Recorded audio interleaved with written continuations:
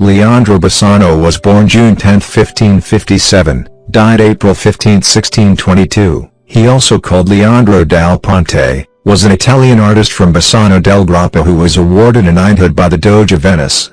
He was the younger brother of artist Francesco Bassano the Younger and third son of artist Jacopo Bassano. Their father took his surname from their town of Bassano del Grappa, and trained his sons as painters.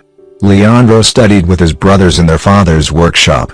After Francesco opened a workshop in Venice before 1575, Leandro took over the studio in Bassano del Grappa.